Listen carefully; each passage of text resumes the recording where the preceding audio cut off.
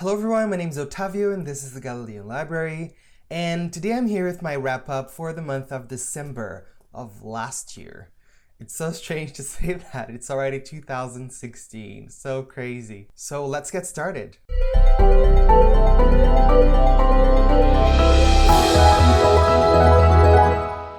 First thing that I finished in the month of December was The 100,000 Kingdoms by N.K. Jemisin, and I have here the bind-up of the trilogy, which is the Inheritance trilogy, and I have a review for that. I've made a video review. I'm going to link that up somewhere here, and yes, you guys can check it out, so I'm not going to go into detail about what I thought of it. You can just watch the review if you're interested.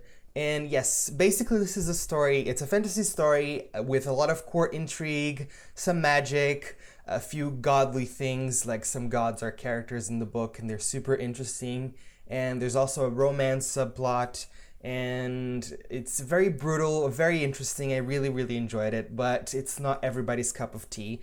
So if you are interested, you can watch the review and see if it's something that you would like or not. This is the first book that I've read by Jemisin, and I really enjoyed it. And I really want to read more by her pretty soon. I want to continue with this series, and I want to read one of her other series as well. The next thing I finished was The Girl on the Train by Paula Hawkins, and I listened to the audiobook version of this. I read this for the book club at my workplace, and we discussed it, and it was pretty interesting and a lot of fun. It was a fun read. I was expecting to not love it, and I didn't, so that's fine. But I certainly did not hate it either. It was fun. This is kind of the kind of book that you would read for the plot. It has a pretty interesting plot. Our main character, Rachel, she's an alcoholic, and she rides the train every day and passes by this neighborhood that she used to live in. She can see her house where her ex-husband now lives with his new wife, and she can also see this other house with this couple that she doesn't know. She has never met them, but she has this strange fascination with them. So she watches their lives and kind of pretends that she knows them. It's kind of this perfect little family that she's imagined, and they're not perfect at all in real life. And she finds that out one day after seeing something suspicious happening, and that's where the story starts to pick up. But she also has a lot of information that might lead to knowing what exactly happened. How is she involved? Is she not involved? And she cannot recall this information because of her alcoholism. So she was drunk at a point, she saw something, but she doesn't remember it. And I think the book hangs on to that plot point quite a lot. So a lot of this is hanging on the fact that she can't remember what happened because she was drunk. And while that's somewhat of an interesting plot, it always felt like the writer was withholding information and not really like the story was progressing in the way that it was supposed to, if that makes sense. So it felt kind of not a natural progression of the story, and that was my beef with it. Also, characters are super stereotypical, I'd say. Most of them are very stereotypical. Some are not. The main character is actually, I thought, was an interesting character. She's not very likable at all, but she was an interesting character to read about. So that was a plus. I have a written review for that in my blog. You can check it out. I would recommend it if you're looking for something fun, like a mystery, something thrilling. But I would not recommend if you are expecting to have super great character development or to not have any plot holes or any of that stuff. So it's kind of like a perfect airport read, I think. Like, you would definitely fly by this and read it super quickly, but don't expect it to stay with you super long. And yes, that's my take on it. The next thing I finished was The Martian by Andy Weir, and this has been super hyped everywhere. Everybody's talking about this, or was talking about this last year, especially with the film coming out and everything like that. And I was expecting to really love this. And I have to say, I didn't quite love it. I really liked it, though, just didn't love it. Don't kill me, I know, yes. This is, I think, a fantastic hard science fiction story. I thought it was super, super interesting to see all the intricacies of surviving on Mars. I'm not going to explain the plot because I'm sure a lot of people already know the plot. You know, Matt Damon is left on Mars and people spend billions of dollars to save him. What's new, you know? So yes, the all of the science that's happening in here is really fantastic, and it's super well explained and well researched. You really get the sense that Andy Weir knows his shit. Like, he knows all of it. I cannot even begin to understand how he was able to research everything in here because everything feels so plausible. And I'm sure he is, you know, detailing technologies that don't exist yet, but a lot of them do, and they just work pretty well in the story.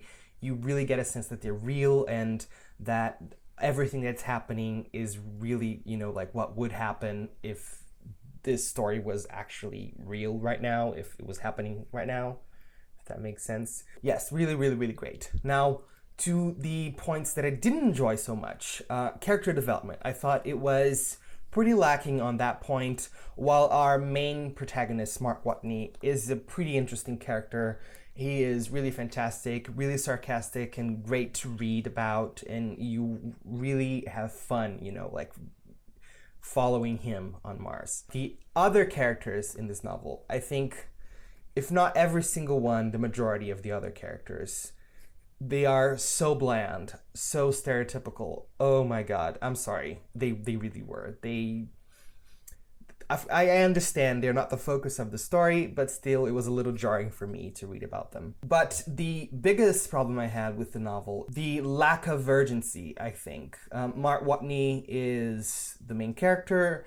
You're following him on Mars, and everything goes wrong, and he's left behind, and then stuff happens, and it's supposed to be full of tension. You're supposed to feel tense while reading this. You're supposed to feel like, oh my god, is he going to survive or not? And I never really felt that. I always felt like, yeah, like how is he going to find a way? I knew he was going to find a way for each of the problems. So there was never that urgency. I never was scared for his life. So it was just like going through the motions for me. And that's, I think, that was a bit disappointing. I was expecting to be thrilled. I was expecting to really, you know, feel something about what was happening, you know, and while I thought it was super interesting, it didn't really connect. And that's the problem for me, and I'm sure a lot of people disagree. I'm sure it was a very thrilling and intense novel for a lot of people. It's just, I never feared for Mark's life, and that was the problem for me. Next we have Binti by Nadia Korafor, and this is a novella. You can see it's pretty tiny. I read this for the Booktubeathon, which, by the way, completely failed. I only finished 2 books for that, and one of them was outside of the days of the Booktubeathon. So let's not dwell on that. Readathons and TBRs, they're not my friends. Anyway, Binti is a story about the main character is Binti, and she was accepted into this very prestigious university that's located in a different planet from Earth, across the galaxy. So she is supposed to leave her homeland and travel to the university. The problem is she's a part of a culture in Africa, a real culture that you can actually read about, the Hamba. I think that's how you pronounce the name of the culture. You can look them up. They're really, really interesting culture in Africa. They're very tied to their location. So it is considered bad for them to leave their land. And she's going against everything she knows. She's going against her family. She's going against everyone she knows to go to university, and they don't see that as a positive. Traveling on this journey, a lot of stuff happens. I'm not gonna say what, you have to read it. The most interesting part was that even though she's leaving her culture, it's still a big part of her, and she's still really grounded to it. And even in the midst of peril and all the stuff that's happening to her, and she still maintains her traditions, and those things are the stuff that keeps her sane for a while. They are the things that establish her personality and maintain it throughout the novella. And I thought that was really fantastic. And Binti is a character. She is amazing. She's resourceful. She's intelligent. and compassionate. It was a really, really, really great character to read about, and I think Nedi did a fantastic job at that. The ending I felt was a bit neat, and for that reason I didn't give it 5 stars, but yes, a really, really fantastic, worthwhile read that I would highly recommend. The last thing I finished in December was Planetfall by Emma Newman, and I have to say this is probably my favorite read of the month, and you probably see it in my top 10 books of 2015 video that's coming up next. And yes, really, really fantastic. We follow this colony in a very distant planet, and they're there in this sort of recently established colony in the last 20 years or something like that. And we follow Ren. She's our main character, the protagonist. This colony was founded by Sue, which was a woman with whom Ren was really close to back on Earth. Sue had visions of this planet and received information pertaining to the origins of humanity. And she went into this planet to find out what was going on. And it takes it to a very religious turn, a very like looking for God sort of story. And I thought that was really, really interesting. So this colony is founded on that aspect. The problem is whenever they arrive at this planet, they realize that something is not like they thought it was, and there's a lot of conflict. I'm not going to go into detail because that would be a spoiler, but basically lots of lies and deceit are, going on, and the colony is founded on those aspects. So everything they believe is a lie.